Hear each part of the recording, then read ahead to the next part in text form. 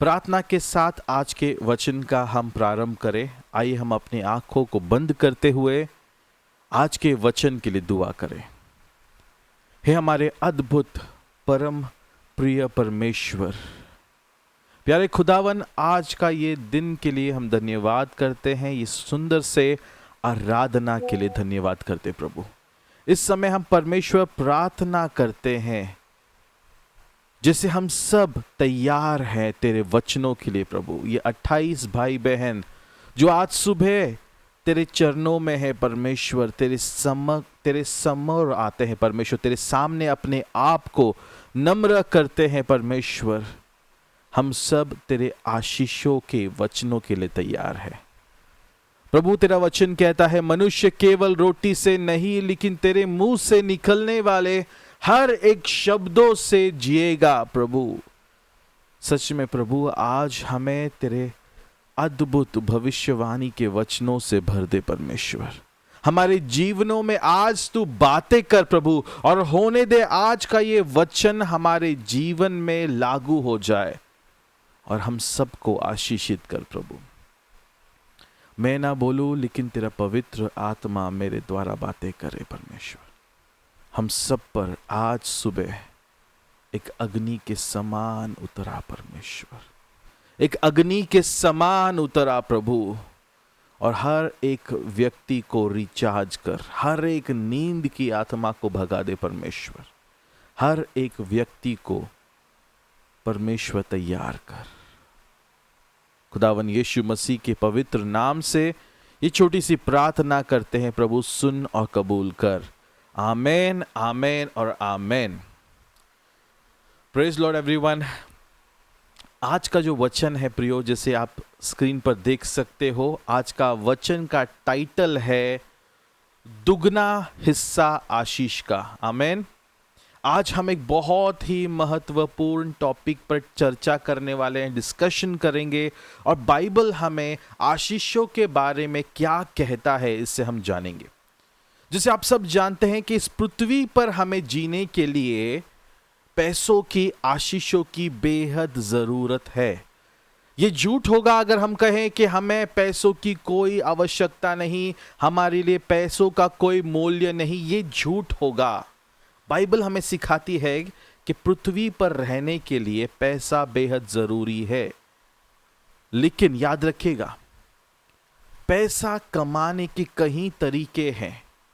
कई सारे चीजों से हम पैसे कमा सकते हैं, लेकिन मुख्य कारण पैसा कमाना नहीं है, पैसों को टिकाए रखना और पैसों में बरकत और आशीष आना, ये सबसे ज्यादा जरूरत है। आज हम सब खुदावन के पास आते हैं, यीशु के पास आते हैं, हम दुआ लेकर आते हैं, हम प्रार्थना करते हैं। और एक प्रार्थना जो हर एक क्रिस्ती अपने जीवन भर में करता है, वो है कि प्रभु मुझे आशीषित कर। आमेन। ये प्रार्थना आप हर एक क्रिस्ती के मुंह से जरूर सुनोगे कि परमेश्वर मुझे आशीषित कर। लेकिन आज हम आशीष के कुछ गुप्त चीजों के बारे में बात करना चाहते हैं। कुछ ऐसे चीजें मैं आज आपसे बात करूंगा, और एक भविष्यवाणी आज परमेश्वर आपके ऊपर आजाद करने वाला है। जो कोई भी आज के इस वचन को पूरे ध्यान से सुनेगा, अपने हृदय से उसे स्वीकारेगा, उस पर परमेश्वर एक भविष्यवाणी को आजाद करने वाला है। तो आइए बिना समय गवाए हम पहले वचन में जाते हैं। सबसे पहले हम निकालेंगे लूक का 6वां अध्याय, उसका 38 वचन। लूक का 6वां अध्याय, उसका 38 वचन। कोई पढ़ेगा प्लीज जल्दी।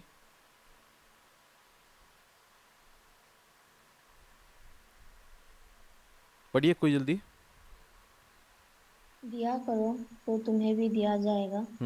लोग पूरा नाद दबा दबा कर और हिला हिलाकर और उभरता हुआ तुम्हारी गोद में डालेंगे, क्योंकि जिस नाप से तुम नापते हो उसी से तुम्हारे लिए भी नापा जाएगा।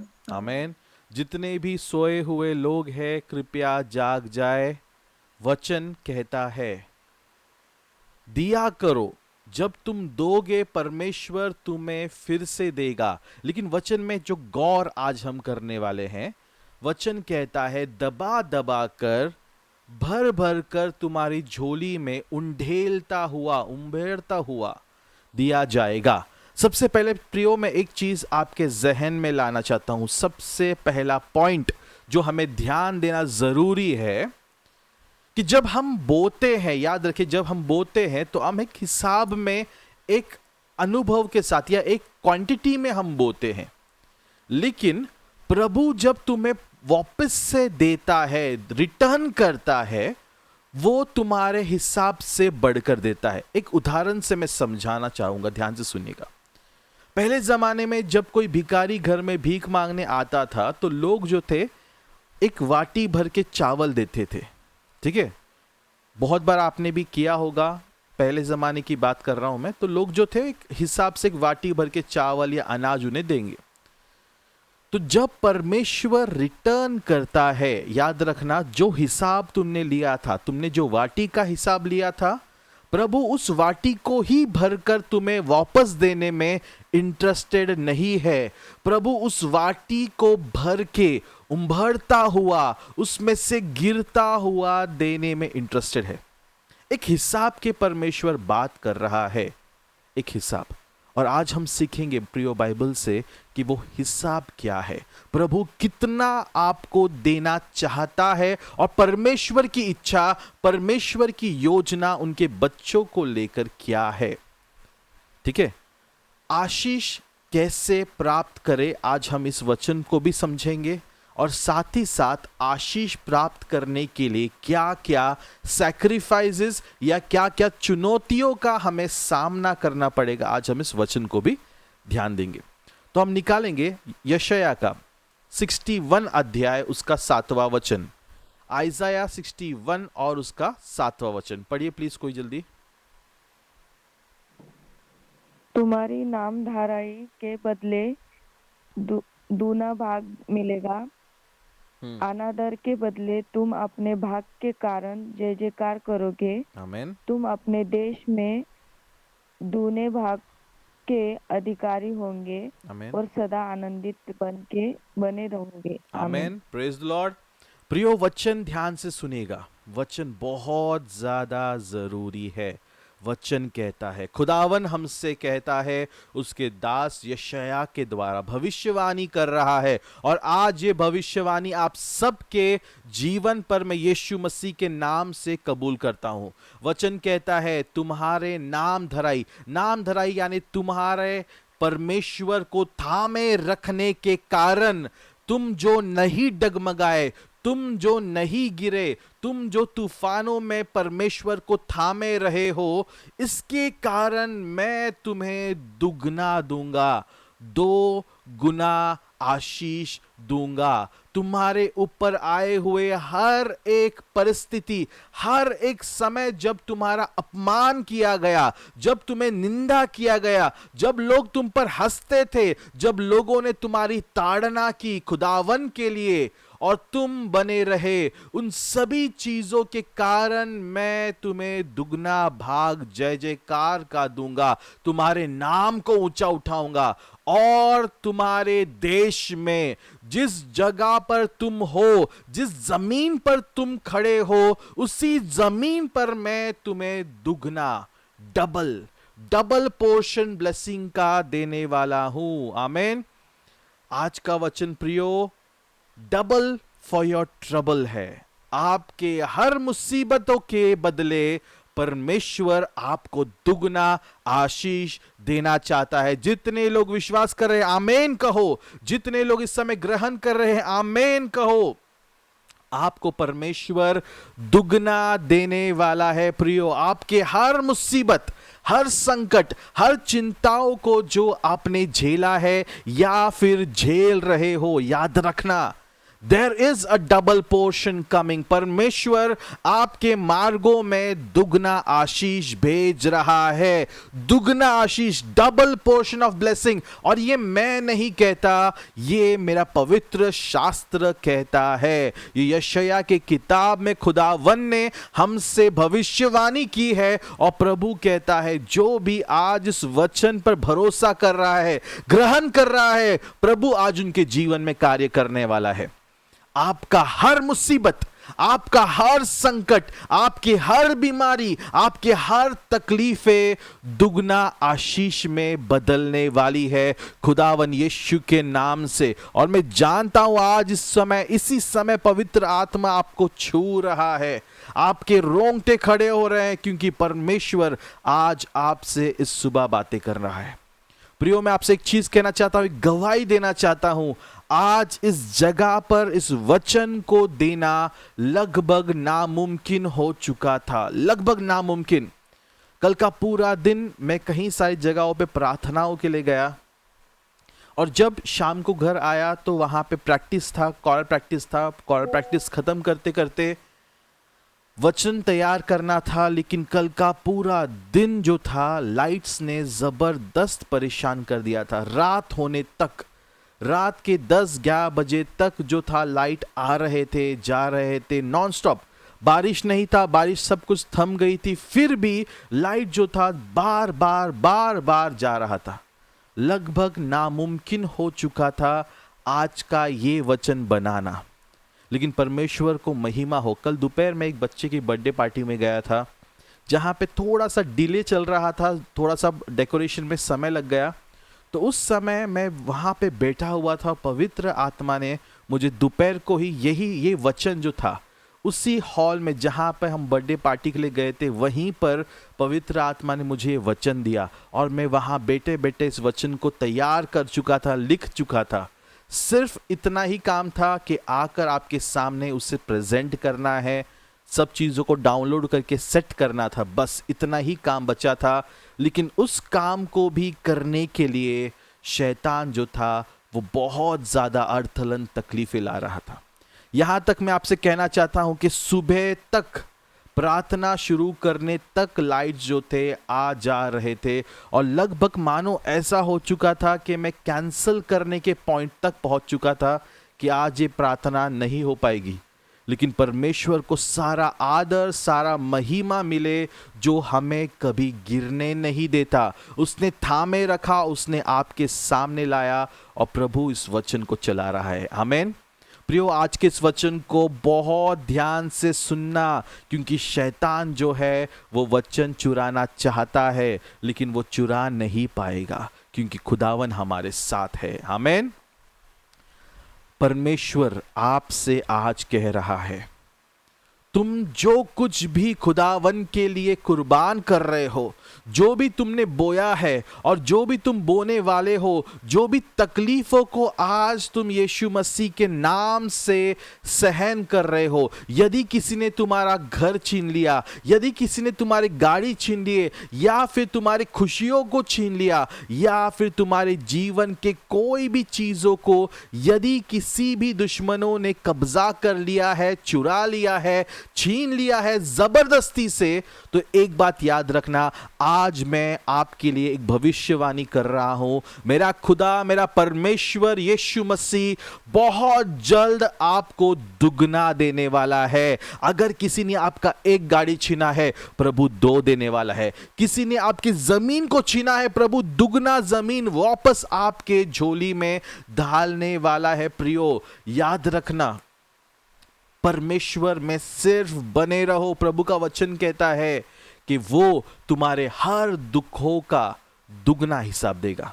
और सिर्फ एक बात सोच के देखो, तुम्हारे दुश्मनों का क्या होगा, जिन्होंने तुम्हें तकलीफ दी है, जिन्होंने तुम्हारे खिलाफ कार्य किया है।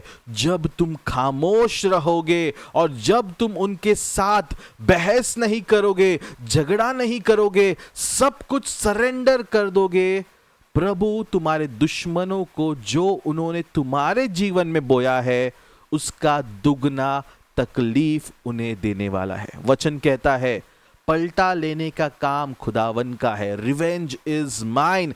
तुम्हारे दुश्मनों ने तुम्हारे साथ जो भी किया है, याद रखना बहुत जल्द तुम अपने आंखों के सामने उनका दुगना प्रतिफल देखोगे। जो भी उन्होंने किया है दुगना तुम्हारे नजरों के सामने और दुनिया के सामने देखोगे।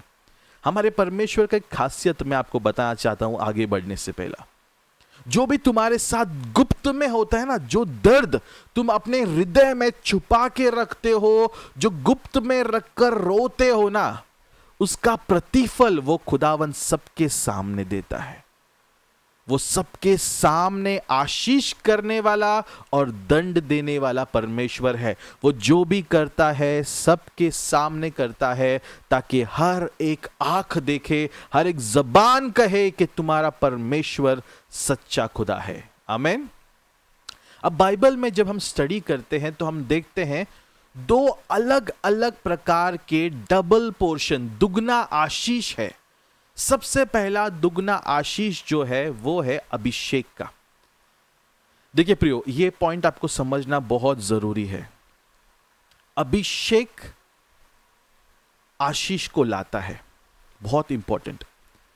दावीद जब एक भेड़ बकरी चराने वाला था, तब परमेश्वर ने अपने भविष्यवक्ता सैमुएल को भेजकर दावीद को, जब वो छोटा बच्चा था, जब छोटा था तब वो लड़ाई भी नहीं जानता था, राजा तो दूर की बात, एक भेड़ बकरी चराने वाला सबसे पतला दुबला लड़का, अपने परिवार का सबसे छोटा बेटा, उस पर परमेश्वर अपने दास को भेजकर अभिषेक करवाता है। याद रखिएगा, दावीद को पहला अभिषेक मिला, और जब दावीद अभिषेक में चलने लगा, अभिषेक आशीषों को खींचने लगता है, अभिषेक अट्रैक्ट करता है। बहुत बड़ी बात याद रखिएगा, अगर आप चाहते हो आपके जीवन में आशीष आए, आपके आने वाले पीढ़ी आशीषित हो, तो आज जो है आपको आशीषों के पीछे नहीं भागना है, लेकिन अभिषेक को खोजना है। मत्ती का 6वां अध्याय 33 वचन, पहले उसकी धार्मिकता, उसके सिंहासन को खोजो, प्रभु को ढूंढो, क्योंकि अभिषेक का स्रोत जो है वो खुदावन खुद है। जैसे ही आप परमेश्वर को खोजने लगोगे, आप पर अभिषेक आ जाएगा, और जैसे ही आप सर से लेकर पैरों तक अभिषेकित हो गए, अभिषेक में चलने लग गए, खुद ब खुद आशीष जो है आपके पैरों में गिरने लगेगी। दावीद ने कभी नहीं सोचा था कि वो राजा बनेगा। दावीद ने कभी ये सपना नहीं देखा कि वो गोलियात को हराएगा। दावीद ने कभी ये नहीं सोचा कि गोलियात को मारने के द्वारा लोगों का वो सबसे प्रिय बन जाएगा। लेकिन सब कुछ खुद ब खुद उसके पैरों तले आता गया, वो कुचलता गया, वो आगे बढ़ता रहा और अनॉइंटिंग, उसका अभिषेक बढ़ता रहा। दावीद की सबसे खासियत चीज क्या थी पता है आपको? अंत तक, मरते दम तक दावीद अभिषेक को थामे रखा था, अभिषेक को थामे रखा था। याद रखना, कल मुझ पर अभिषेक उतरा, मैं अनॉइंटेड हो चुका, ओ मैं चर्च में धपाक नीचे गिर गया, लेकिन मेरा कल गिरना क्या आज वो अभिषेक को कंटिन्यू करेगा? बिल्कुल नहीं। अभिषेक एक करंट के समान है, एक इलेक्ट्रिक वायर का करंट के समान है। जब तक तुम हर रोज उस बटन को चालू नहीं करोगे, तुम्हारे घर में उजाला नहीं आएगा। वैसा ही अभिषेक है, जब तक हर रोज तुम प्रभु में समय नहीं बिताओगे, अभिषेक तुम्हारे अंदर जाकर उजाला बनकर काम नहीं कर सकता है। इस पॉइंट को बहुत समझिएगा। दूसरा राजा उसका 2 अध्याय और 9वां वचन निकालेंगे। दूसरा राजा उसका 2 अध्याय और 9वां वचन पढ़िए प्लीज।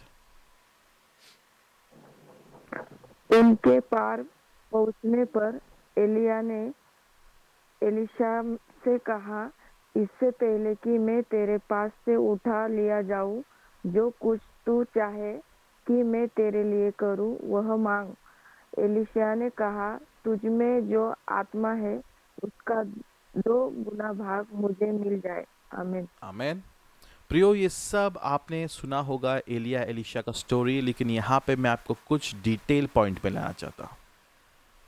एलिया एक भविष्यवक्ता था, परमेश्वर का अभिषेक दास था, बहुत पावरफुल। एलिशा एक साधारण व्यक्ति था, एक अमीर घर का बेटा, जो अपने खेती में कार्य कर रहा था, जो अपने खेत में हल चला रहा था। एक दिन एलिया उस जगह से गुजरता है। एलिया को परमेश्वर बता देता है कि अब समय आ गया है कि तुझे मैं उठा लूंगा। और एलिया एक ऐसे व्यक्ति को ढूंढने लगता है जिससे वो अपना अभिषेक, अपना कार्य दे सके। अब एलिया कोई साधारण मामूली व्यक्ति नहीं था, ध्यान से सुनेगा। एलिया एक ऐसा पावरफुल अभिषेक्त दास था जिससे हर एक राजा कांपते थे। हर देश के राजा एलिया से कपकपाते थे, और जब भी उन्हें परमेश्वर की वाणी को सुनना होता था वो एलिया के पास भागते थे। जब जब इज़राइल को अपने दुश्मनों से लड़ने का समय आता था, वो लड़ाई करने से पहले एलिया के पास अपने दूतों को भेजकर पूछते थे परमेश्वर की मर्जी क्या है। और राजा जो थे, हर एक देश के राजा, वो एलिया को भर भर के आशीष देते थे, भर भर के धन संपत्ति, बहुत कुछ। एलिया के पास जो नौकर थे ना, सिर्फ नौकर 250 से भी ज्यादा नौकर थे। सिर्फ सोच के देखो, एक परमेश्वर का ऐसा अभिषिक्त दास, जिसके अभिषेक के कारण प्रभु ने उससे मस्तक बना दिया था, और जहां जहां वो जाता था वहां वहां प्रभु का सामर्थ दिखता था, कार्य करता था। इसलिए मैंने आपसे हमेशा से कहा है कि एक ऐसा जीवन जियो जहां परमेश्वर तुम्हारे अंदर दिखाई दे। भले आज तुम्हारा परिस्थिति खराब है, भले आज तुम्हारे जीवन में कोई आशीष नहीं, कर्जों से भरे हो, मुसीबतों से, तकलीफों से, दर्द से गुजर रहे हो, बीमारी का सामना कर रहे हो, लेकिन यदि इन सभी परिस्थितियों में तुमने यीशु मसीह को थामे रखा, उसके अभिषेक को थामे रखा, तो याद रखना उसका अभिषेक तुम में से जगमगा उठेगा, चमकने लगता है, और लोग तुम में खुदावन को देखने लगते हैं, परमेश्वर को ढूंढने लगते हैं। और जब तुम अभिषेक को थामे रहोगे, अभिषेक आशीष को खींचता है, आशीष को अपने तरफ अट्रैक्ट करता है। जैसे दो मैग्नेट को जब हम आमने सामने रखें ना, मैग्नेट समझते हो ना क्या होता है, जिसे हम हिंदी मराठी में कहते हैं लवचिंग मैग्नेट्स। मैग्नेट समझते हैं, जो खींचता है एक दूसरे को। तो जब आप दोनों मैग्नेट को आमने सामने रखोगे, वो खींचते हैं और एक दूसरे से जुड़ जाते, चिपक जाते हैं। और जब वो चिपकते हैं ना, उससे सेपरेट करना बहुत ताकत लगाना पड़ता है। उसी प्रकार तुम्हारे आशीष तुम्हारे साथ ऐसे चिपकेंगे कि तुम्हारे दुश्मन उसे छीनते छीनते उनका दम निकल जाएगा, लेकिन वो तुम्हारे आशीषों को छीन नहीं पाएंगे, क्योंकि तुम में अभिषेक कार्य कर रहा है। बहुत इंपॉर्टेंट चीज आज बता रहा हूं मैं प्रियो। आशीष तब आता है जब अभिषेक को तुम थामे रहोगे। और एक दिन, एक महीना, एक साल की बात नहीं कर रहा हूं, परमेश्वर परीक्षा लेता है। तुम्हें हर तूफानों का सामना डटकर करना होगा। हर मुसीबत में जब तुम ये जान जाते हो, जब तुम्हारा दिल तुमसे ये कहने लगता है कि प्रभु तुम्हारे साथ है, डरना नहीं, तो याद रखो तुम सही मार्गों पर बढ़ रहे हो, तुम अभिषेक में चल रहे हो। लेकिन जब तुम्हारे ऊपर अभिषेक नहीं होता ना, डर की आत्मा घुस जाती है। शैतान का डर, दुनिया का डर, इंसान का डर, कल क्या होगा इसकी चिंता तुम्हारे अंदर घुस जाती है, और तब तुम गलत रास्तों पर, गलत चीजों का सहारा लेते हो। तब तुम दोस्तों के पास जाओगे, व्यसन में गिर जाओगे, ड्रग्स लेने लगोगे, दुनिया के हर एक गलत चीजों को करोगे ताकि तुम इस टेंशन से बाहर निकलो। इसलिए बाइबल में कहता है, भजन संहिता 55 अध्याय 22 वचन, अपना बोझा जो भी है यीशु को दे दो। यीशु के हाथों में अपना टेंशन दे दो, और जब तुम अपना टेंशन, चिंताएं यीशु के हाथ में दोगे ना, मैं तुमसे सच्चाई कहता हूं, खुदावन इस समय मेरे हृदय को देख रहा है और मेरे मुंह से निकलने वाले हर एक शब्दों से प्रभु इस समय सुन रहा है। जब तुम अपने चिंताओं को परमेश्वर के हाथों में समर्पण करते हो, परमेश्वर कार्य करता है, वो मार्ग बनाता है। कुछ ही घंटों में वो मार्ग बनाता है, वो दिखने लगता है, रास्ते दिखने लगते हैं, जितना भी धुंधलापन है सब निकल जाता है और मार्ग दिखने लगता है कि किस मार्ग पर हमें चलना है। प्रियो, ये अभिषेक का कार्य है। जब भी तुम अभिषेक में चलते हो, अभिषेक रास्ते खोलता है। अब आते हैं एलिया के शिष्य एलीशा के पास। एलीशा खेती में कार्य कर रहा था। अचानक से एलिया वहां से गुजरता है और एलीशा के कंधों पर अपना गमछा डालता है और कहता है, मेरे पीछे हो ले। एलीशा जो है उस दिन से अपना घर दार, अपने माँ बाप, अपना जमीन जायदाद, अपना घर, सब कुछ छोड़कर एलिया का सेवक बनता है। क्या बनता है? सेवक। याद रखना, एलीशा कौन था? एलीशा पैसे वाले घर का व्यक्ति था। खुद का खेती और उसके पास सबका खुद का, उसका गाय बैल सब थे। तो उस जमाने में खेती होना, गाय भैंस होना, ये सब कुछ अमीरी का निशानी था। अब ये व्यक्ति अपना सब आशीष छोड़कर एलिया का शिष्य बन जाता है। एलिया को पानी देने से लेकर, एलिया के कपड़े देने से लेकर, एलिया के घरों में पोछा मारने से लेकर हर एक काम एलीशा करने लगता है अपने दास के लिए। शिष्यता, डिसिप्लिन, ओबीडियंस और वो नम्रता के साथ अपने दास एलिया का सेवा करता है, दिल से, दिल की गहराई से। अब अचानक से कुछ महीनों, कुछ सालों के बाद जो है ये दिन आता है जब एलिया को उठाया जाना है। अब ध्यान से सुनना मेरी बात प्रियो। एलिया के पास 250 से भी ज्यादा शिष्य थे। उससे एलीशा का कोई जरूरत नहीं था। लेकिन जब परमेश्वर ने एलीशा को चुना, प्रभु ने एलिया को जिम्मेदारी दी कि एलीशा को शिष्यता सिखाया जाए, एलीशा को नम्रता सिखाया जाए। और इसीलिए एलिया ने एलीशा को जो ज्ञान दिया, जो शिक्षण दिया था, वो था नम्रता के बारे में, वो था शिष्यता के बारे में, और वो था सेवकाई के बारे में। एलीशा एलिया के द्वारा प्रभु को देखने लगा। अब वो दिन आता है जब उसे उठाया जाना है।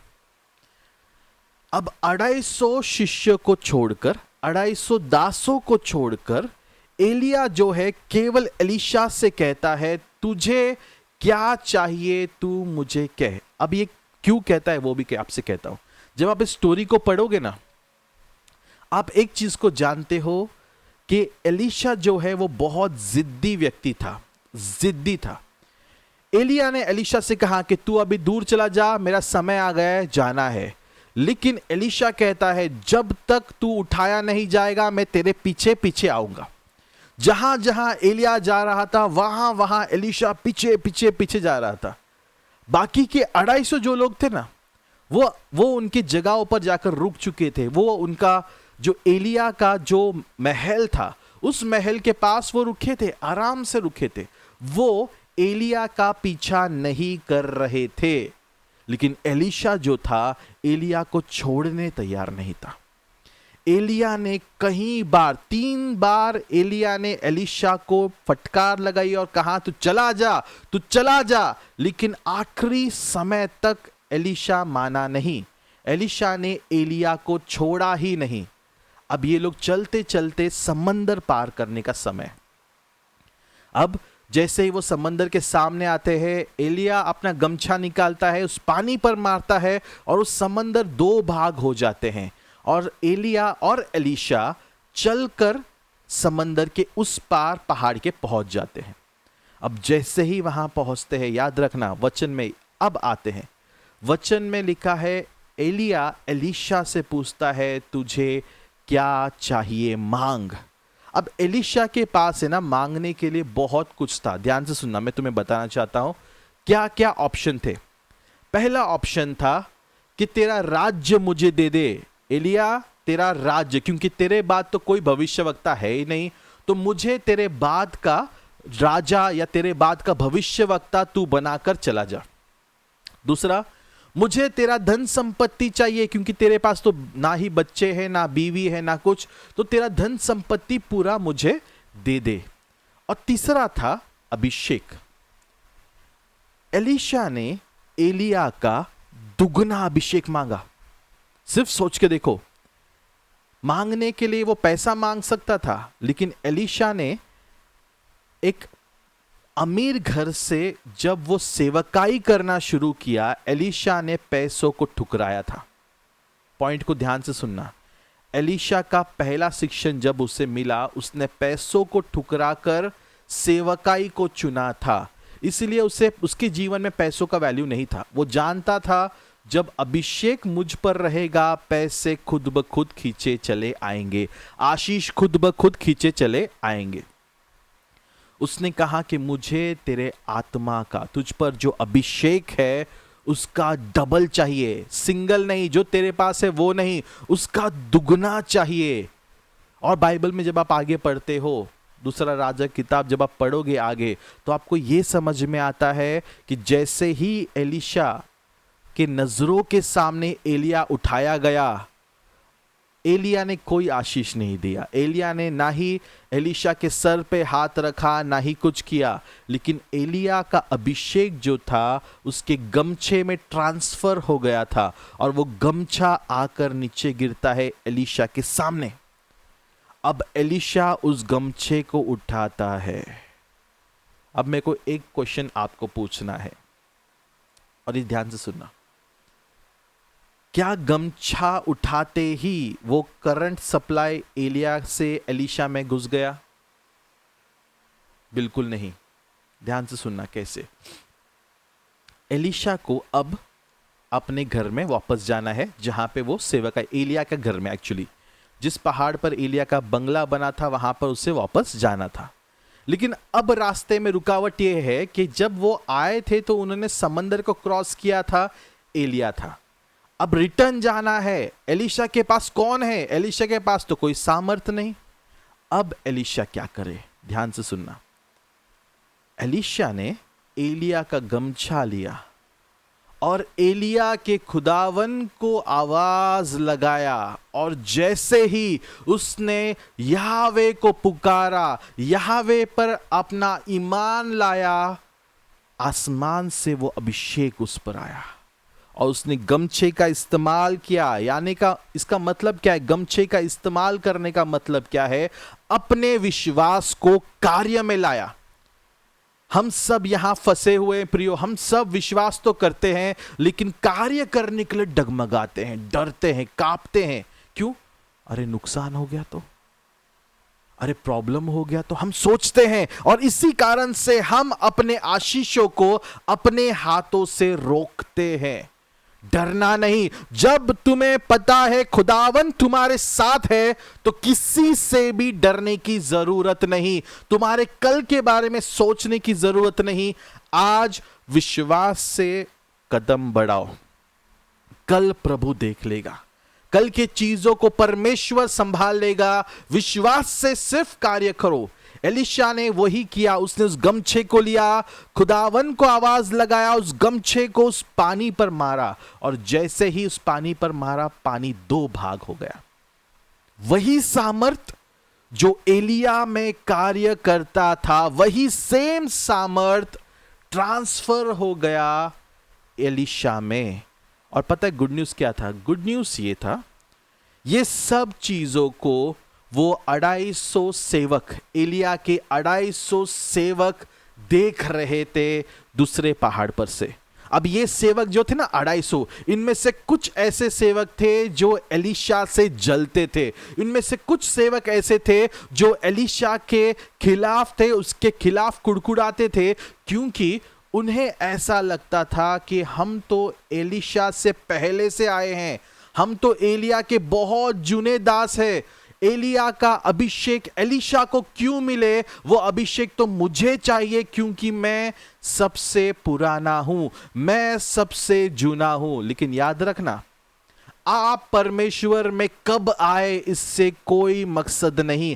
आज आपका उम्र क्या है, आप कितने पुराने हो, इससे प्रभु को कोई लेना देना नहीं है। परमेश्वर को केवल आज आपके मन की तैयारी से लेना देना है। आपका दिल कितना उसके लिए तरस रहा है, उसके लिए तड़प रहा है और उसके लिए कितना तैयार है, परमेश्वर केवल इस चीज को देखता है और उसके अनुसार तुम्हें मस्तक बनाएगा। बाइबल का एक वचन कहता है, जो आखिरी में आए हैं वो प्रथम स्थान पर जाएंगे। पता है क्यों?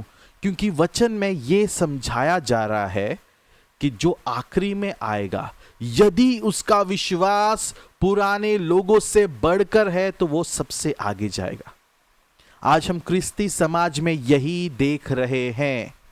क्रिश्चियंस जो अपने आप को क्रिस्ती कहते हैं, जिनके पीढ़ी से पीढ़ी लोग प्रभु में हैं, आज वो ठंडे पड़े हुए हैं, प्रभु से दूर गए हैं, दुनिया में पापों में फंसे हुए हैं, क्योंकि उनके अंदर अभिषेक नहीं, उन्होंने अभिषेक को प्राप्त नहीं किया, अभिषेक को नहीं मांगा। वो केवल नामधारी क्रिस्ती जीवन जीते थे, सिर्फ नाम के लिए। चर्च जाना, प्रार्थना करना, दान देना, दशवांश देना, जो रूटीन है, ये उस रूटीन का पालन करते थे, लेकिन उन्होंने कभी भी परमेश्वर से अभिषेक नहीं मांगा। आज मैं आपसे कहना चाहता हूं, आशीष को मत मांगो, चमत्कारों को मत मांगो, चंगाई को मत मांगो, केवल परमेश्वर से कहो, मुझे तेरे पवित्र आत्मा का दुगना भाग चाहिए, मुझे तेरा अभिषेक चाहिए प्रभु। और जैसे ही तुम अभिषेक को मांगोगे ना, याद रखना, चंगाई खुद ब खुद आएगी, आजादी खुद ब खुद आएगी, आशीषें खुद ब खुद तुम्हारे पास खींचा चला आएगा।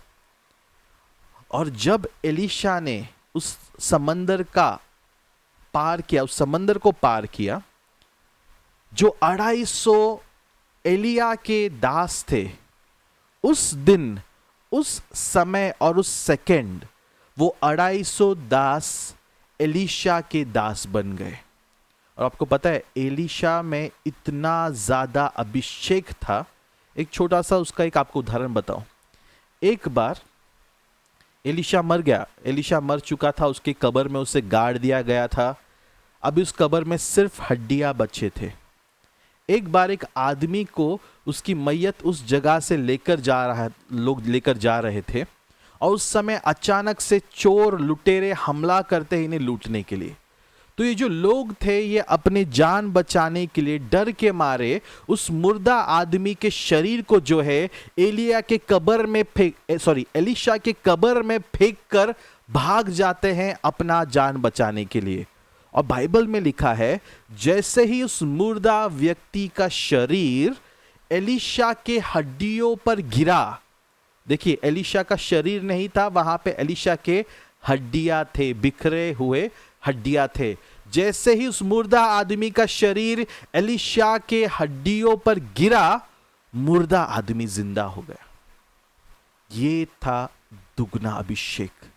अभिषेक तुम्हारे हड्डियों में घुसता है। मैंने एक व्यक्ति का गवाही सुना था, ध्यान से सुना इस पॉइंट को।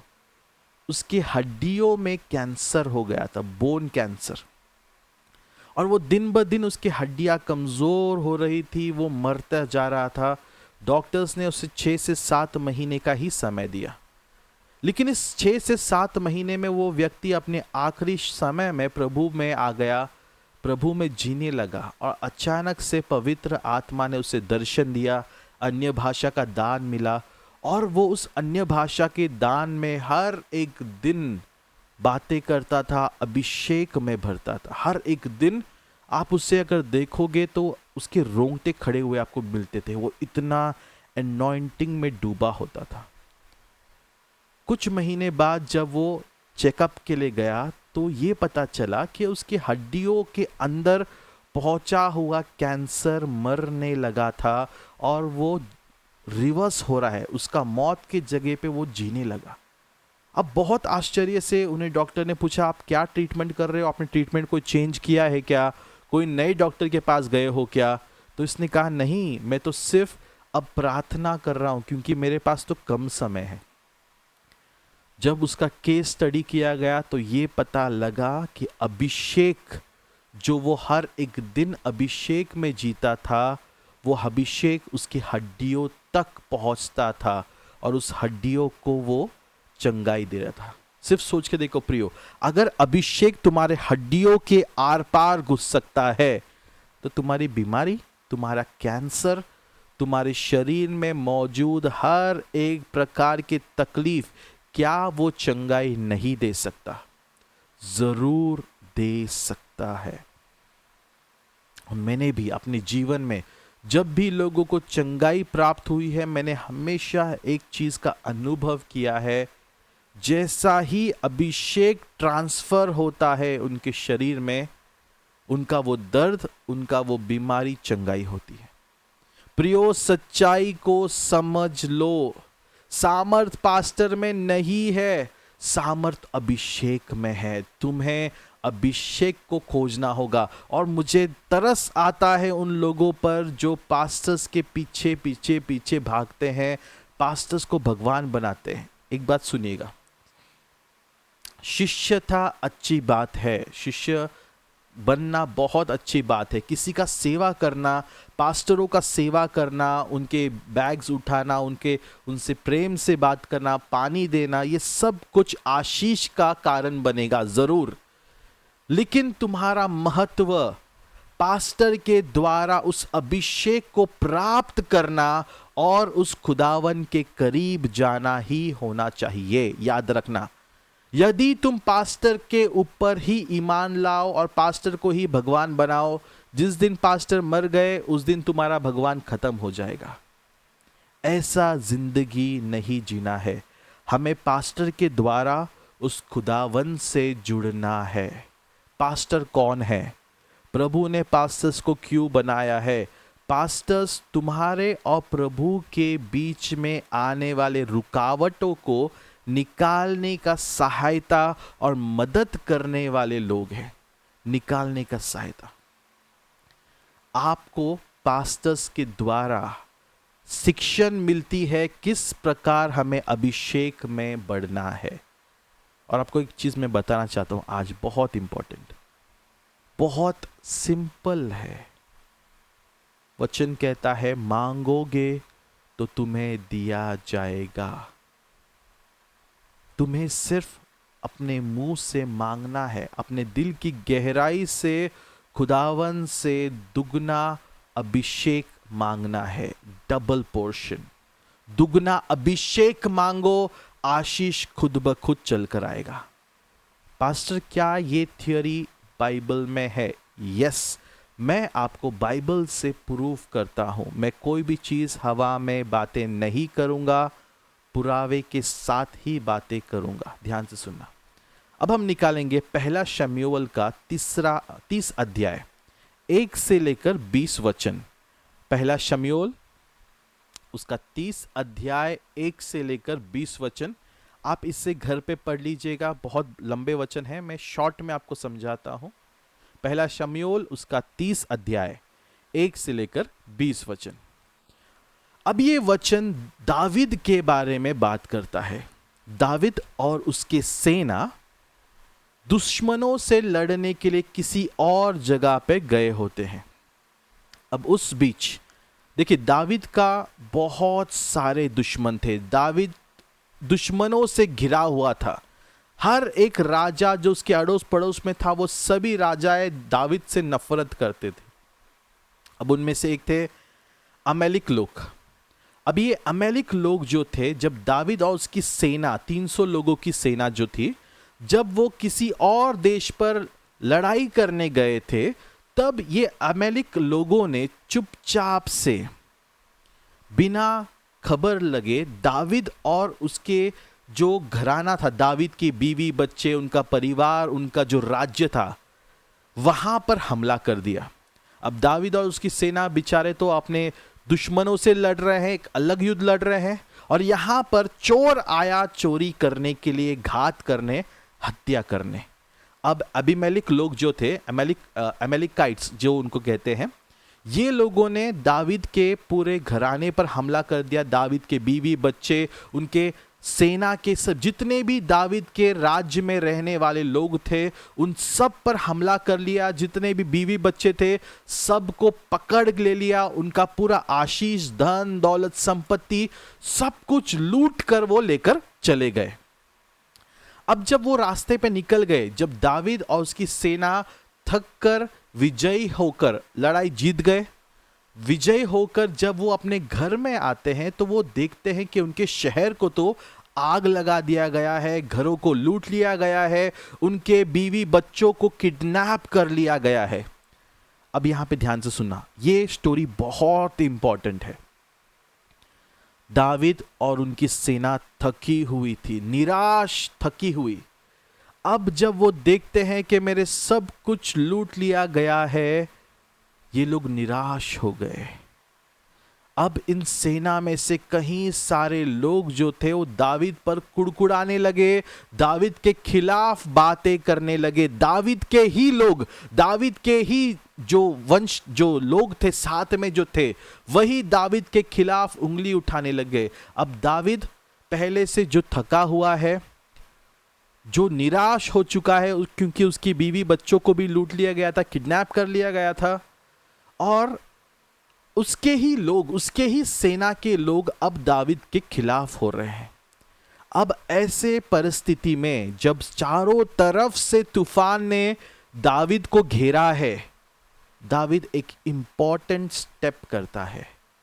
दाविद ना ही अपने लोगों से बहस करता है, ना ही उन्हें एक्सप्लेनेशन देता है, ना ही उनसे उन्हें सही गलत बताता है या कुछ भी कहता है। दाविद टूटे हुए दिल के साथ परमेश्वर के मंदिर में जाता है, प्रभु की आराधना करने लगता है, प्रभु के सामने रोने लगता है, प्रभु की इच्छा को समझने की कोशिश करता है, और तब प्रभु से वो मांगता है, क्या प्रभु तू मेरे दुश्मनों को मेरे हाथों में समर्पण करेगा? और प्रभु दाविद से कहता है, जा तेरे दुश्मनों का पीछा कर, जा उन लोगों का पीछा कर जिसने तेरे बीवी, तेरे बच्चे, तेरे लोगों को, तेरे पैसों को, धन संपत्तियों को लूट लिया है, उनका पीछा कर, और उन्हें मैं तेरे हाथों में समर्पण कर रहा हूं, उन्हें तेरे हाथों में मैंने दे दिया है। अब दाविद अपनी सेना से बात करता है। सेना में कई सारे लोग थके हुए हैं, वो कहते हैं हम नहीं आएंगे, हम निराश हो चुके हैं, हम नहीं आते। अब दाविद बहुत कम लोगों को लेकर, जब आप पढ़ोगे उसमें नंबर्स दिए हुए हैं, बहुत कम लोगों को लेकर दाविद जो है अपने दुश्मनों का पीछा करता है। अब याद रखिएगा ये दिनों की बात है। अब दाविद को 2 से 3 दिन उनका पीछा करना पड़ेगा, क्योंकि वो उतने दूर चले गए थे। अब यहां पे ध्यान से सुनेगा, अभिषेक कैसा काम कर रहा है, यहां पे ध्यान से सुने। दाविद राजा है, दाविद पे अभिषेक है, सब लोग मानते हैं। अब अभिषेक कैसा चमत्कार करता है, कैसे कार्य करता है, गौर से सुनिए। जब दाविद कदम बढ़ाता है, विश्वास का पहला कदम बढ़ाता है और अपने दुश्मनों का पीछा करने का शुरुआत करता है, परमेश्वर जो है दाविद के दुश्मनों के दिलों में एक बात डालता है। अब दाविद के दुश्मन ये सोचते हैं कि हम तो बहुत दूर निकल आए, अब दाविद तो थका होगा, वो क्या पीछा करेगा, और वो रिलैक्स हो जाते हैं। अब दाविद के दुश्मन तंबू गाड़कर अपने लूटे हुए चीजों का एंजॉय करते हैं, दारू पीते हैं, एंजॉय करते हैं, वो अपने आप में खुश हो जाते हैं कि उसने दाविद राजा को लूट लिया है, उसके घराने को लूट लिया है, उनकी बीवी बच्चों को कब्जा कर लिया है। अब वो खुशी मनाते हैं, सेलिब्रेट करते हैं, दारू पीकर टल्ली हो जाते हैं, आराम फरमा रहे हैं। लेकिन दूसरी जगह दाविद पीछा कर रहा है, एक छोटी सी सेना के साथ दाविद पीछा कर रहा है। और जैसे ही दाविद उनके ठिकाने तक पहुंचता है, प्रभु ने इन दुश्मनों को इस कदर नशे में डाल दिया था, इतना उन्होंने नशा कर लिया था कि उन्हें तलवार उठाने तक का होश नहीं था। वो तलवार भी नहीं उठा पाएंगे, इस कदर वो नशे में धुत हो चुके थे।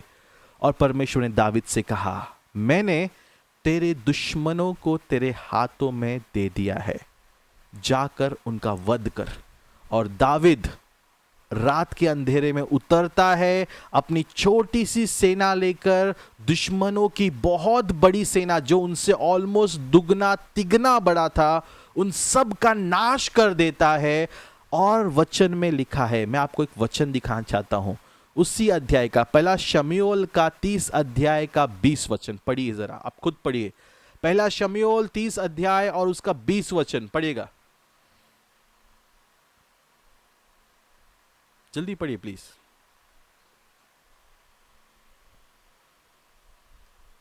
और दाऊद ने सब भेड़ बकरियां और गाय बैल भी लूट लिए, और इन्हें लोग यह कहते हुए अपने जानवरों के आगे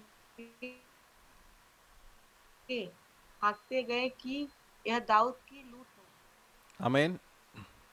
जब आप 19 वचन को पढ़ोगे, 19 वचन में लिखा है कि दाऊद का एक भी लोग या एक भी वस्तु उससे खोया नहीं था। हर एक चीज, चाहे वो इंसान हो या उसकी बीवियां हो या उनके लोगों की पत्नियां या उनके लोगों की चीजें, छोटा से छोटा चीज जो दाऊद का लूटा गया था, दाऊद ने पहली बार उन सभी चीजों को वापस बरामद कर लिया था। छोटा सा छोटा चीज दाऊद को वापस मिल गया। लेकिन लेकिन लेकिन प्रभु यहां पे दाऊद के लिए एक आशीष रखा था। ध्यान से सुना, मैंने कहा अभिषेक आशीष को खींचता है। कैसे खींचा? दुश्मनों के गाय, उनके बैल, उनके घोड़े, उनके धन दौलत, जो भी दुश्मन अपने साथ लेकर आए थे, वो सब कुछ दाऊद का हो गया, क्योंकि दुश्मन सब मारे जा चुके थे। मेरे प्रियो, ध्यान से सुना मेरी बातों को। परमेश्वर जो है तुम्हें आशीषित करना चाहता है, और इसी कारण से प्रभु ने अभिषेक को रखा है। जब भी मुसीबत आते हैं, याद रखना उस मुसीबत के पीछे तुम्हारे लिए एक आशीष छुपा हुआ है। हर एक परीक्षा तुम्हारे लिए एक आशीष का दरवाजा खोलने को आया है। आज मैं किसी के लिए भविष्यवाणी कर रहा हूं। इस समय जो भी व्यक्ति इस समय विश्वास कर रहा है, तुम्हारे मुसीबतों से तुम्हारा आज यीशु मसीह के नाम से छुटकारा होने वाला है, और उस मुसीबतों के पीछे का आशीष तुम्हारे जीवन में प्रकट होगा, तुम्हारे जीवन में प्रकट होगा। प्रभु अगर तुम्हारे जीवन से आज कुछ छीन रहा है, तो याद रखना वो दुगना देने के लिए छीन रहा है। परमेश्वर तुम्हारे जीवन से कुछ भी तब तक नहीं लेगा जब तक वो दुगना देने का तैयारी में नहीं है। अगर आज प्रभु तुमसे कुछ ले रहा है, खुशी खुशी उसे दे दो, क्योंकि प्रभु तुम्हें दुगना रिटर्न करने वाला है, डबल देने वाला है। दाऊद को परमेश्वर ने मुसीबत में इसलिए डाला ताकि दाऊद के धन संपत्तियों को बढ़ाया जाए। और दाऊद ने क्या किया? जब उसने इस लूट को लेकर वापस अपने घरों में जा रहा था, रास्तों में वो थके हारे उसके सैनिक मिले, जिसने दाऊद को बीच रास्ते में छोड़ दिया था। मैंने आपसे कहा था ना, कुछ सैनिकों ने दाऊद को बीच में ही छोड़ दिया, कहा हम थक गए, हम नहीं आएंगे, हम तुम्हारे साथ नहीं चलने वाले हैं। याद रखना प्रियो, तुम्हारे साथ भी जीवन में यही होगा। जो तुम्हारे साथ पहले दिन से है जरूरी नहीं कि वो अंतिम दिनों तक तुम्हारे साथ रहेगा। कुछ लोग तुम्हारे साथ पहले ही छोड़ देंगे, कुछ लोग बीच रास्ते में बराबर जब आशीष के बीचों बीच आप पहुंचोगे, कुछ लोग तुम्हारा साथ छोड़ देंगे, तुम्हारा तिरस्कार करेंगे, तुम्हारे विरोध हो जाएंगे, और कुछ लोग अंतिम समय तक टिके रहेंगे। दावीद ने क्या किया? जो अंतिम समय तक टिका था, दावीद ने उनके साथ तो अपने आशीषों को जरूर बांटा, लेकिन उनके साथ भी दावीद ने रहम किया। जो लोगों ने दावीद को बीच रास्ते में छोड़ दिया, उनके साथ भी दावीद ने अपने धन दौलत को बांटा। जो भी दावीद ने कमाया था उस लूट से, जो दावीद का था, वो सब कुछ उसने अपने पूरे लोगों के साथ बांटा। इसे कहते हैं दुश्मनों से प्रेम करना, इसे कहते हैं बुराई का जवाब अच्छाई से देना। ये अभिषेक सिखाता है, ये अभिषेक करवाएगा। मैं आपसे कहता हूं, आप में से कोई भी अच्छा काम तब तक नहीं कर सकते जब तक आपको अभिषेक नहीं चलाएगा, नहीं चलाएगा। मेरे को आज भी याद है, हमारे एक भाई है, भाई अमित, उनके साथ एक घटना घटी थी। एक दिन उस भाई से परमेश्वर बातें करते हैं और उनसे कहते हैं कि पास्टर के अकाउंट में इतने इतने पैसे डाल देना। मैं डिस्क्लोज नहीं करूंगा क्योंकि वो आशीष प्रभु उन्हें देगा। इतने इतने अकाउंट में उनके पैसे डाल देना।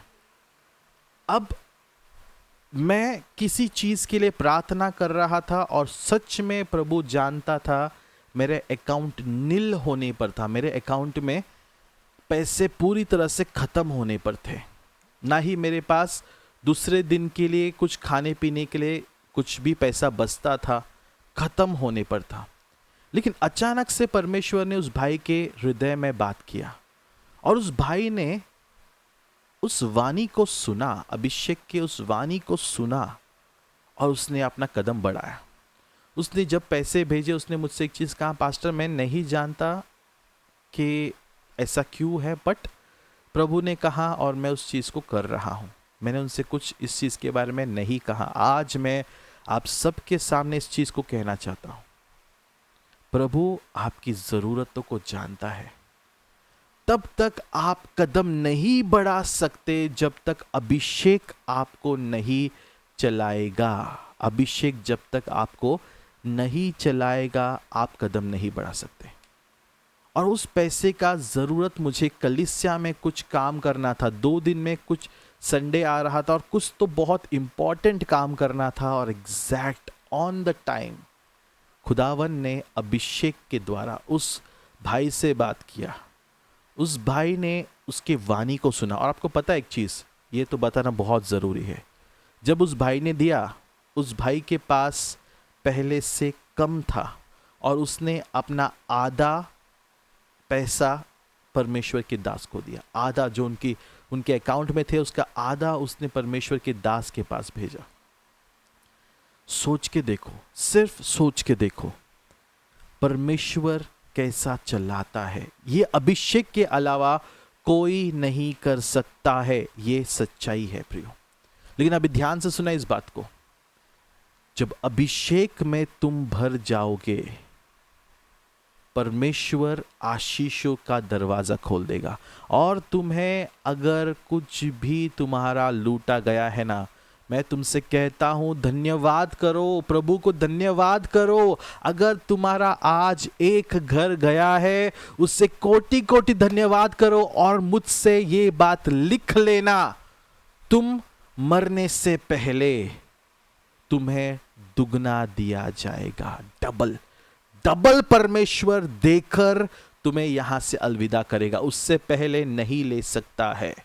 हाँ, कंडीशन क्या है? सिर्फ यही है कि तुम्हें अंतिम समय तक परमेश्वर में बने रहना होगा और परमेश्वर के अभिषेक में चलते रहना होगा, चलते रहना होगा।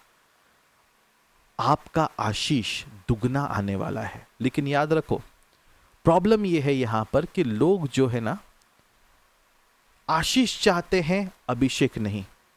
और मेरा सबसे बड़ा दुख कलीसिया को लेकर, हर एक कलीसिया को लेकर, चाहे वो अपना हो या कोई भी हो, हर एक कलीसिया को लेकर मेरा सबसे बड़ा दुख ये है कि लोग चमत्कार चाहते हैं, लोग चंगाई चाहते हैं, लोग छुटकारा चाहते हैं, लेकिन कोई भी लोग अभिषेक नहीं चाहते, क्योंकि अभिषेक कमाने के लिए दाम चुकाना पड़ता है। और वो दाम क्या है?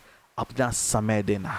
वो दाम क्या है? जो वो कहता है उससे करना। आपको पता है, कई बार पवित्र आत्मा रात के 3 बजे उठा देता है, कभी रात को 2:30 बजे।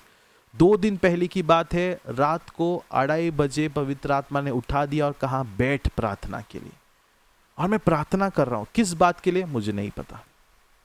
वो बातें नहीं करता, वो बताएगा नहीं कि इस चीज के लिए प्रार्थना कर, नहीं बोलेगा घुटने पर आ।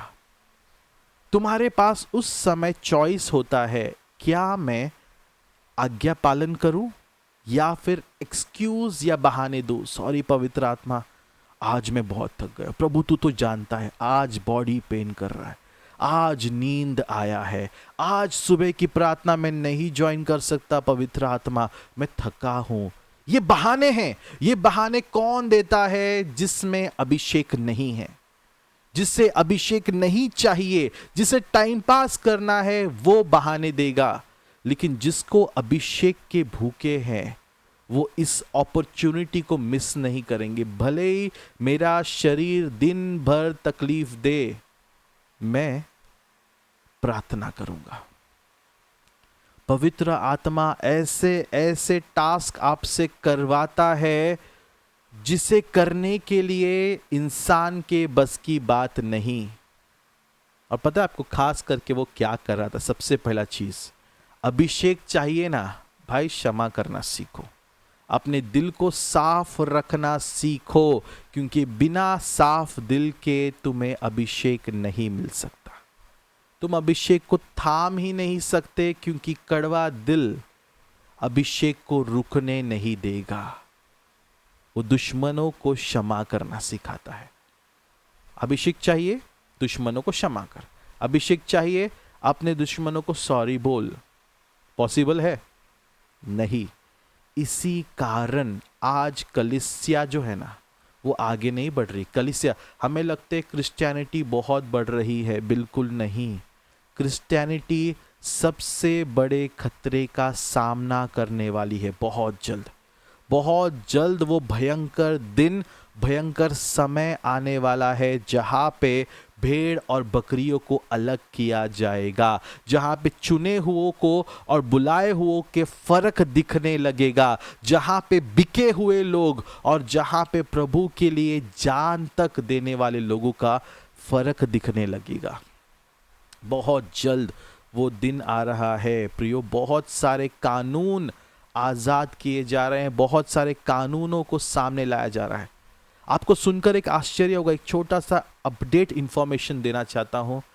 यदि आप में से किसी ने भी इवेंजलिस्ट बिली ग्राहम का नाम सुना हो, अगर आप नहीं सुने हैं तो प्रभु आप पर रहम करे। क्रिश्चियनिटी का सबसे पॉपुलर नाम था पास्टर इवेंजलिस्ट बिली ग्राहम। एक ऐसा व्यक्ति जिसने सिंगल हैंडेड पूरे अमेरिका को हिलाकर रख दिया था। एक ऐसा सामर्थ, एलिशा का, अगर मैं मॉडर्न वर्जन बोलूं, एलिशा का जैसा कोई अगर न इस दुनिया में लेटेस्ट टाइम पे कोई था तो वो था बिली ग्राहम, जिसके सामने अमेरिका का हर एक प्रधानमंत्री, प्रेसिडेंट, हर एक टॉप लेवल के पॉलिटिशियंस उसके पास आकर प्रार्थना करवा के लेते थे, इलेक्शन से पहले और इलेक्शन के बाद। और जब वो जीत कर आते थे, वो बिली ग्राहम को बुलाते थे उनके सेरेमनी में। जब वो शपथ विधि लेते हैं, उस समय उससे बुलाकर पहला परमेश्वर की प्रार्थना करवाते थे उस दास के मुंह से, और फिर करते थे। किसी देश पर हमला करना है तो वो पहले प्रभु के दास के पास आकर पूछते थे कि क्या किया जाए। ऐसे व्यक्ति का बेटा फ्रैंकलिन बिली ग्राहम, कुछ साल पहले इनका लंदन में जो था एक मीटिंग होना था, बहुत बड़े ऑडिटोरियम में। अब ध्यान से सुनना इस बात को, बहुत ध्यान से सुनना। कुछ साल पहले की बात है, लंदन में एक बहुत बड़े ऑडिटोरियम में फ्रैंकलिन बिली ग्राहम का एक बहुत बड़ा वचन होने वाला था, सभा होने वाला था। लेकिन लास्ट मोमेंट में मतलब उस मीटिंग के कुछ घंटे पहले जिसका वो हॉल था, उस व्यक्ति ने वो मीटिंग कैंसिल कर दिया और उसने स्टेटमेंट में ये कहा कि हमें डर इस बात का है कि कहीं फ्रैंकलिन बिली ग्राहम जो है वो यहाँ आकर कोई ऐसा प्रचार न करे जो LGBTQ, जो गे, लेस्बियन, जो आदमी आदमी से प्यार करते हैं, औरत औरत से प्यार करते हैं, ऐसे कम्युनिटी के खिलाफ कुछ ना बोल दे, उनके मनोभावों को तकलीफ ना पहुंचे, या फिर कोई मुसलमानों के खिलाफ या उनके धर्म के खिलाफ कोई गलत चीज ना बोल दे। इसी डर से हम ये मीटिंग कैंसिल कर रहे हैं। सोच के देखो, आज आपको सच्चाई बताने के लिए ताड़ना मिलने वाली है। जो सच्चाई है, जब आप सच्चाई के लिए खड़े होगे, आप पर दंड आने वाला है, आपके ऊपर लोग जेल में डालने वाले हैं। यूपी में एक कानून पास हो चुका है जो कभी भी एक लॉ बन जाएगा। उस लॉ के अनुसार यदि हम किसी इलाके में, किसी एरिया में प्रार्थना ले रहे हैं और उस एरिया का कोई भी व्यक्ति जो आपके चर्च में कभी आया नहीं, जिसने पैर भी नहीं रखा, वो बहुत दूर रहता है आपके एरिया में, लेकिन उस व्यक्ति ने यदि आपके ऊपर एक कंप्लेंट डाल दिया और उस कंप्लेंट में सिर्फ 2 शब्दों का इस्तेमाल होना चाहिए, धर्म परिवर्तन और जबरदस्ती, बस ये 2 शब्द अगर उसकी कंप्लेंट में आ गए तो जो पास्टर है उसको कम से कम 10 साल की सजा होगी बिना जमानत के, और ये सजा जो है आजीवन कारावास यानी लाइफ इम्प्रिजनमेंट तक भी जा सकता है। सोच के देखो, आज हमें यीशु का वचन प्रचार करने के लिए जेल में डालने के लिए तैयारी किया जा रहा है। इसलिए मैं हमेशा एक दुख के साथ कहता हूं, हमारे पास समय कम है। यदि एक सनी को जेल में डाल दिया गया, 10 सनी खड़े होने चाहिए। 10 सनी को जेल में डाल दिया गया तो 100 सनी खड़े होने चाहिए। ऐसा प्रचार करने वाले, सच्चाई के बारे में बताने वाले, हमें हर एक व्यक्ति पर ये जिम्मेदारी है प्रियो। ऐसा एक ग्रुप बनना चाहिए, ऐसा एक लोगों का समूह बनना चाहिए जिसे देखकर ये लोग डरे कि अगर हम इन्हें जेल में डालें तो ये जेल के अंदर के कैदियों को बदल देंगे। जहां हम जाएंगे वहां पे प्रभु का प्रचार करते रहेंगे जब तक हमारा सर हमारे शरीर से अलग नहीं कर दिया गया। जब तक हमारे आखिरी सांस चलते रहे तब तक हमें वचन का प्रचार करना चाहिए। इसीलिए सबसे बड़ा दुख मेरा ये है हर क्रिस्तियों को लेकर कि वो अभिषेक को खो रहे हैं। हर एक दिन, हर एक सेकंड जो हम गवा रहे हैं ना, आपको नहीं पता कि हो सकता है वो सेकंड आपका जीवन का आखिरी सेकंड हो। बहुत इंपॉर्टेंट है प्रियो। अभिषेक को मांगो, वो एक दिन में नहीं मिलेगा। अभिषेक डेवलप करना पड़ता है, उसके लिए दाम चुकाना पड़ता है, उसके लिए सैक्रिफाइसेस करने होते हैं, उसके लिए अपना सब कुछ खोकर अपने दिल को उस खुदावन को देना होता है। सब कुछ खोकर, सब कुछ। मैं तुमसे कहता हूं, यदि तुम्हें अभिषेक चाहिए, अपना दिल तैयार करो, अपना मनों को तैयार करो।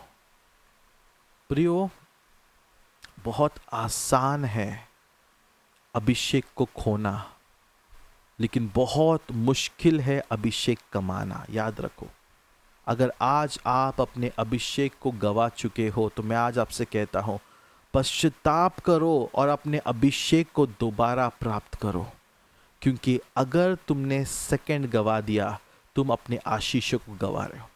जितने भी बिजनेसमैन हैं, मैं आप सबसे कहता हूं, जो भी व्यक्ति, जितने भी हमारे चर्च के लोग बिजनेस करते हैं, एक बात याद रखना, तुम्हारा बिजनेस का ग्रोथ तुम्हारे मेहनत से कभी नहीं होगा, तुम्हारा बिजनेस का ग्रोथ अभिषेक से होगा।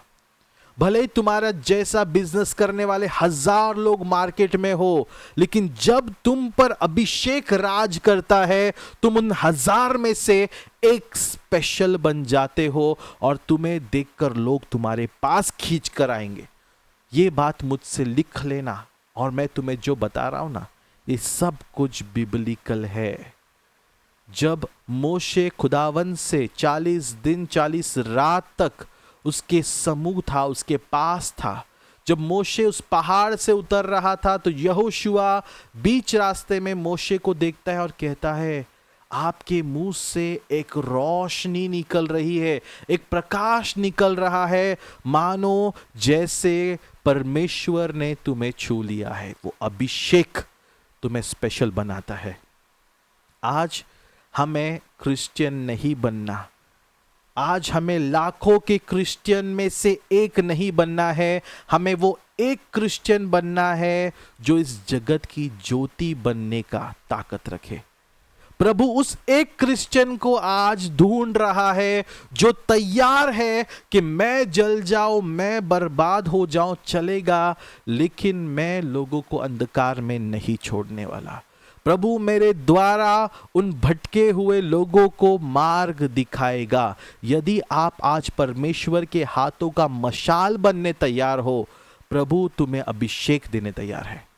और एक आखिरी वचन मैं तुम्हें बताना चाहता हूं, योब का वचन, योब का 42 अध्याय उसका 10वां वचन पढ़ेंगे। अय्यूब का 42 अध्याय उसका 10वां वचन पढ़िए जल्दी प्लीज।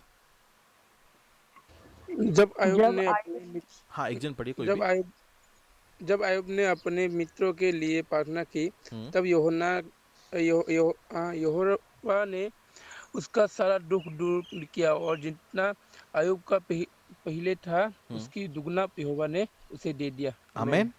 वचन में आप फिर से पढ़ रहे हो कि जब अय्यूब ने अपने दोस्तों के लिए, कौन से दोस्त? वही दोस्त जो कुछ समय पहले तक अय्यूब पर इल्जाम लगा रहे थे, अय्यूब के खिलाफ बातें कर रहे थे, अय्यूब को दोष लगा रहे थे कि हो सकता है तू पापी है। अब जब अय्यूब ने अपने दोस्तों के लिए प्रार्थना किया, यानी अय्यूब ने पहला उन्हें क्षमा किया, उनके लिए प्रार्थना किया, तब यहोवा ने, परमेश्वर ने अय्यूब के दुखों को दूर किया, दुखों को दूर किया, और फिर लिखा है दुगना वापस किया। क्या किया? दुगना वापस किया। प्रियो सिर्फ सोच के देखो, पहली बात, जब आप अय्यूब की किताब पढ़ते हो, लिखा है कि वो सबसे धनवान था, अमीर था। अब एक अमीर आदमी का जब प्रभु ने सब कुछ छीन लिया, और फिर जब प्रभु दुगना वापस करता है, कितना होगा? कितना होगा? सोच के देखिएगा। मैं आपसे कहना चाहता हूं प्रियो, एक बात ध्यान से सुनिएगा। अय्यूब अभिषेकित था, कैसे पता चलता है? अय्यूब छोटे छोटे पापों के लिए प्रार्थना करता था, बलि अर्पण देता था, प्रभु के उपस्थिति में जगने वाला व्यक्ति। यदि उसके ऊपर अभिषेक ना होता तो वो अंत तक नहीं टिकता, कभी का मर जाता। हम देखते हैं आए दिन कोई ना कोई व्यक्ति सुसाइड कर रहा है, कोई ना कोई मर रहा है। सुसाइड करना एक फैशन बन गया है। छोटा कुछ हो गया, पति ने पत्नी को बोला दाल में नमक ज्यादा हो गया है, पत्नी को आया गुस्सा, लटक गई फैन पे। कल ही एक न्यूज में मैंने पढ़ा, एक आदमी ने, नासिक के एक आदमी ने सुसाइड कर लिया, और सुसाइड के लेटर में लिखा कि मैं अपनी बीवी से बहुत परेशान हो गया हूं, मेरी बीवी मुझे बहुत ताने मारती है, बहुत टॉर्चर करती है, मेरे बहन से, मेरे माँ से, मेरे ससुराल वालों से, सभी जगह से मैं दुखी हूं, तो इसीलिए मैं सुसाइड कर रहा हूं, मैं अपनी जान को ले रहा हूं। आत्महत्या कितना फैशन, इजी है, इजी। स्कूल का एक बच्चा, मम्मी डैडी चिल्लाते हैं पढ़ाई करो, 10वीं में है, तो क्या बोलना चाहिए? मम्मी डैडी ने डांटा, एग्जाम में मार्क्स कमाया, बच्चे ने कूदकर जान दे दिया। एक बच्चे ने, नासिक की बात है, एक छोटा सा बच्चा जो शायद 7वीं 8वीं में होगा, मम्मी डैडी गांव जा रहे हैं, लेकिन मम्मी डैडी ने मुझे अपने साथ गांव नहीं लेकर गए, घूमने लेकर नहीं गए। इस बात से उस बच्चे ने अपने घर में फांसी लगा लिया। सोच के देखो, आज कितना आसान है मरना, कितना आसान, छोटे छोटे बातों पर लोग सुसाइड कर रहे हैं, मर रहे हैं। क्यों? क्योंकि उनके अंदर अभिषेक नहीं। याद रखो प्रियो, दिन इससे भी भयंकर आने वाले हैं। इतने भयंकर समय का सामना करना होगा। मत्ती 24 में प्रभु कहता है कि ऐसा दिन आएगा जिसे मनुष्य जाति ने इससे पहले कभी नहीं देखा था। मतलब पूरे हिस्ट्री में अगर आप बुराई को देखो तो उससे भी लाख गुना बढ़कर बुराइयों का दिन आने वाला है, और ये दिन इसके बाद कभी फिर से नहीं आएगा। क्या वो भयानक दिन आप झेल पाओगे? कैसे झेलोगे? अगर आप छोटे छोटे चीज़ों पे, दाल में नमक ज़्यादा होने के कारण मर रहे हो, गाँव नहीं लेके जाने के कारण मरने को तैयार हो, झगड़े के कारण सुसाइड करने तैयार हो, छोटे छोटे बातों में मरने के लिए अगर आप तैयार बैठे हो, तो आप मुश्किलों का सामना कैसे करोगे? आपको जीवन का मुकुट कैसे मिलेगा? कैसे आप स्वर्ग राज में अधिकारी बनोगे? मैं आपसे कहता हूं, स्वर्ग राज का अधिकारी तो छोड़ो, वॉचमैन का भी नौकरी मिला बहुत बड़ी बात है। वहां तक पहुंच भी गए तो बहुत बड़ी बात है। अगर हम ऐसा ही चलते रहे, छोटे छोटे बातों पे इमोशनल होना, ओ ऐसा बोला मेरा दिल टूट गया, मैं चर्च छोड़ देता हूं, ओ उसने ऐसा बोला पास्टर, उस बहन ने मेरे खिलाफ ऐसा बोला पास्टर, मैं आज से चर्च को नहीं आऊंगी पास्टर, मैं दूसरे चर्च को जाऊंगी। ये हमारा जीवन बन गया है। छोटी छोटी चीजों के लिए हम कुछ भी करने तैयार है, कुछ भी। हम लड़ेंगे कब? और शैतान जानता है आप कितने कमजोर हो, कितने मजबूत हो। याद रखो, जितना परीक्षा आ रहा है इसका मतलब प्रभु के नजर में आप उतना पावरफुल हो। एग्जाम प्रभु उसी का लेता है जिससे प्रभु को लगता है कि ये मेरे लिए कुछ कर पाएगा, ये कुछ बन पाएगा। अगर आपको सिर्फ चपरासी बनना है तो 10वीं 12वीं तक का पढ़ाई कर लो, काफी है, झाड़ू पोछा मार के गुजारा हो जाएगा, 2 वक्त की रोटी मिल जाएगी। लेकिन यदि आपको अधिकारी बनना है, टॉप लेवल पर बैठना है, राज करना है, आईएएस ऑफिसर, आईपीएस ऑफिसर बनना है, तो भाई साहब यूपीएससी एमपीएससी एग्जाम्स जो वर्ल्ड में, पूरे इंडिया में एक साथ होता है, लाखों बच्चों में तुम्हें टॉप पर आने वाला एग्जाम देना होगा और टॉप लेवल में पास होकर आना होगा। तो उतना पढ़ाई तो करना पड़ेगा, उतना मुसीबतों का सामना करना पड़ेगा, उतने परीक्षाओं को देते देते देते आगे बढ़ना पड़ेगा। बहुत सिंपल बात है। प्रभु यदि तुम्हारे जीवन में मुसीबतों को ला रहा है तो याद रखो, आज से अपनी मुसीबतों को देखो और प्रभु से कहो, थैंक यू जीसस, धन्यवाद प्रभु इस मुसीबत के लिए, धन्यवाद प्रभु इस संकट के लिए, क्योंकि इस मुसीबत से तू मार्ग बनाएगा और तू मुझे विजयता देगा। ओ देखो, प्रार्थना का कितना बड़ा फर्क है, कितना शब्दों में फर्क है। वचन में कहता है प्रभु, जो तुम्हारे मुंह से निकलेगा उसी शब्दों से तुम्हारा न्याय किया जाने वाला है। तुम्हारा न्याय तुम्हारे शब्दों से होगा। तुम अगर कहोगे प्रभु क्या दुनिया में मैं ही तुझे दिखता हूं सब परीक्षाओं के लिए, तो प्रभु तुम्हारे आशीषों को रोक देगा। तुम कुड़कुड़ाने लग गए तुम्हारे तकलीफों को लेकर, प्रभु तुम्हारे आशीषों को रोक देगा। लेकिन जब तुम प्रभु को धन्यवाद करने वाले बन गए तुम्हारे आशीषों के लिए, तुम्हारे हर एक दुखों के लिए, तुम्हारे हर एक तकलीफों के लिए, वो परमेश्वर तुम्हें मस्तक बनाएगा, आशीषित करेगा, बरकत देगा और नेक्स्ट लेवल पर लेकर जाएगा। याद रखना आज का वचन क्या है। आज का वचन है कि प्रभु तुम्हें दुगना देना चाहता है। प्रभु तुम्हें थोड़ा नहीं लेकिन डबल देना चाहता है। तुम्हारे हर मुसीबतों पर दुगना आएगा। कब आएगा? पहला चीज, अभिषेक को कमाओ, अभिषेक में चलो, और जब तुम अभिषेक में चलने लगोगे खुद ब खुद तुम्हारा आशीष तुम्हारे पास आने लगेगा। आमीन।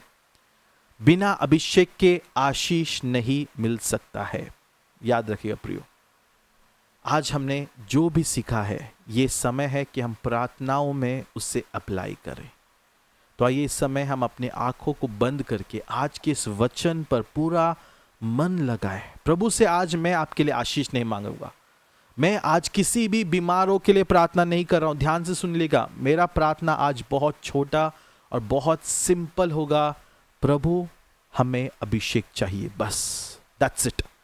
सभी लोग पश्चाताप करो। यदि तुमसे गलतियां हुई है, यदि तुम जानते हो मैंने ऐसा कुछ किया है जो प्रभु को नहीं पसंद है, क्षमा मांगो। वो तुम्हें क्षमा करने तैयार है। वो तुम्हें क्षमा करने तैयार है। क्या तुम आज अभिषेक को मांगना चाहते हो? ये प्रश्न है। आमीन। तो आइए इस समय हम प्रार्थना करें। हे हमारे प्यारे खुदावन, पिता तू जो स्वर्ग में है, तेरा नाम सबसे ऊंचा माना जाए।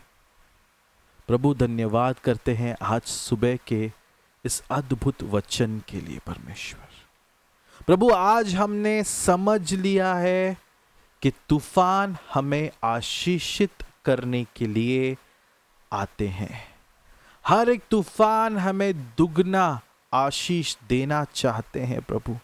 इसलिए प्रभु आज हम अपने जीवन में आज के दिन में आए हुए हर एक तूफानों के लिए धन्यवाद करते हैं। हर मुसीबतों के लिए धन्यवाद हो, हर एक चिंताओं के लिए धन्यवाद हो प्रभु, हर एक बीमारियों के लिए धन्यवाद हो, हर एक परिस्थितियों के लिए धन्यवाद हो परमेश्वर, हर एक कड़वे शब्दों के लिए धन्यवाद हो, हर एक दुश्मनों के लिए धन्यवाद हो परमेश्वर, हर एक बुराई करने वालों के लिए धन्यवाद हो, हर एक आशीषों को छीनने वालों के लिए धन्यवाद हो प्रभु, क्योंकि इन सभी चीजों से तू मार्ग बनाएगा परमेश्वर, और तू हमें आशीषित करेगा, दुगना आशीषित करेगा। प्रभु आज हम प्रार्थना करते हैं, हमारे अंतकरण को साफ कर, हमारे मनों को साफ कर, हमारे जहन में, हमारे सोच में आने वाले हर एक शैतानी ताकतों को तोड़कर नाश कर दे प्रभु। आज हमें आजाद कर, ताकि हमारा पूरा मन, हमारा पूरा सोच केवल तुझ पर लगा रहे। प्रभु हम जानते हैं कि हम इस पृथ्वी पर बस कुछ दिनों के मेहमान है परमेश्वर। ये पृथ्वी हमारा घर नहीं, हमारा महल, हमारा राज्य, हमारा घर खुदावन तेरे स्वर्ग राज्य का है, जहां पे हमारे लिए तूने सब कुछ बनाए रखा है प्रभु। ये विश्वास है हमारा जो जरूर पूरा होगा प्रभु। लेकिन परमेश्वर इस पृथ्वी पर जीने के लिए, हर एक दिन तुझ में चलने के लिए हमें अभिषेक की जरूरत है। जैसा एलीशा ने एलिया से मांगा कि मुझे दुगना चाहिए, दुगना अभिषेक चाहिए। प्रभु हम आपसे मांगते हैं यीशु मसीह, आपका वचन कहता है जो भी यीशु पर विश्वास करेगा वो इससे बढ़कर चमत्कारों को देखेगा, इससे बढ़कर चमत्कारों को करेगा। प्रभु हमें आज आपका अभिषेक का दुगना भाग दीजिए। प्यारे पवित्र आत्मा, यीशु मसीह का दुगना भाग अभिषेक का हम पर उंडेलिए।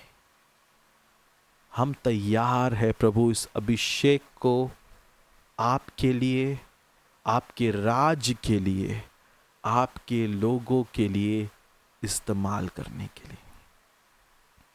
प्रभु परमेश्वर हमें बदल दे, आज हमने वचनों में सीखा है प्रभु कि अभिषेक जो है आशीषों को खींच लाती है प्रभु। तेरा एक भी अभिषिक्त दास परमेश्वर, बाइबल में तेरा एक भी अभिषिक्त दास ऐसा नहीं था जो बिना आशीषित किए या बिना आशीषित हुए इस दुनिया से गया। तेरे हर एक दासों पर तूने अद्भुत आशीषों को आजाद किया है प्रभु। हम प्रार्थना करते हैं आज हमारा ध्यान आशीषों से हटाकर हम तेरे अभिषेक पर मांगते हैं, क्योंकि जब हमारे पास वो अभिषेक होगा हम मांगेंगे और चीजें यीशु मसीह के नाम से होने लगेगी। हम मांगेंगे प्रभु, हम आपसे मांगेंगे खुदावन।